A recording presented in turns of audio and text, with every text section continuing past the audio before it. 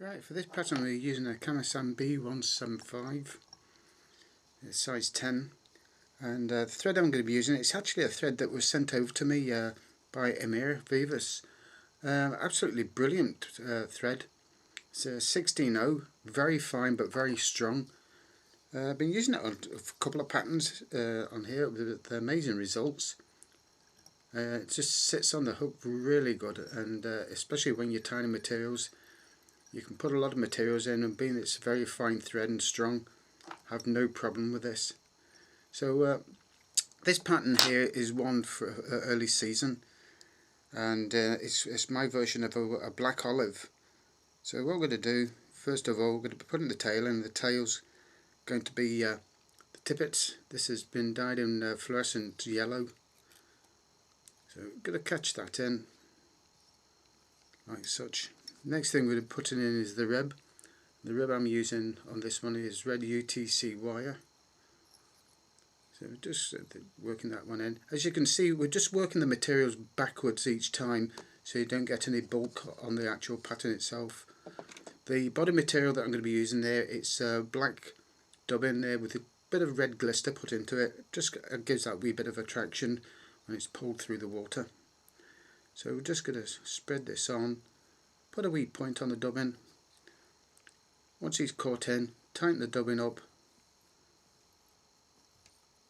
and then we're just going to come back a couple of turns. That just locks that dubbing in, and we're just going to wind that in. Spread that out, bring it forward. Once we've got to the required position, just going to trim off the waist. On this end, we're just going to put 4 turns of the rib, working the opposite direction to what we put the dubbing in, so it lays on top.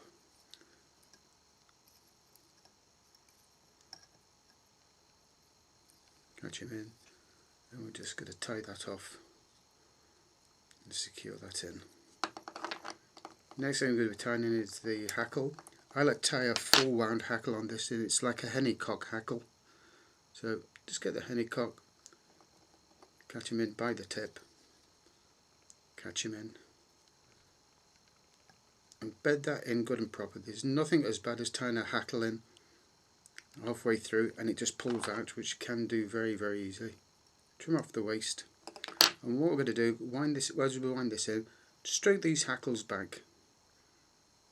As we're coming round, just keep stroking them back, so you get in that backward profile of the hackle. You can see there, nice good thick hackle on this. This is going to be pulled through the wave, so you want something that's going to give a bit of profile and a movement in the water. So once we've got the right amount of the hackling on, just secure that in and trim off any of the waste. And to finish the fly, what I'm going to be using is a bronze mallard. It's bronze mallard dyed fiery brown. So that's him there. Dye up a nice deep fiery brown. Take a slip off. I usually use about between 20 and 25mm strip. Hold him, pull it off. We're just going to trim these fluids off. The reason for that there just helps us to actually fold this wing. So just level the mallard up, and we're going to fold it. So we're going to fold it once, twice, and then fold it again in the middle. There we are. Just formed a nice strong wing there. Wing's coming back to the tail of the fly, so position him such, transfer over, pinch and loop down. Once you know it's there, when that kicks up, you know that it's bedded in. 3 or 4 more turns just to be on the safe side. Wind that in. Then we're just going to trim off the waist and build up the head. I'll be trying this out later on this month on Sheelan there when the duck flies up. So we should be able to get a good report in the next month's magazine.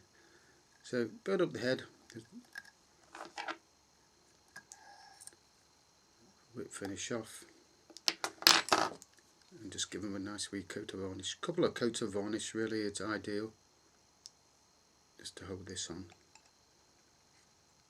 And there we go, that's him ready for giving a run through the water. So as I say over here in Ireland, happy wrappings.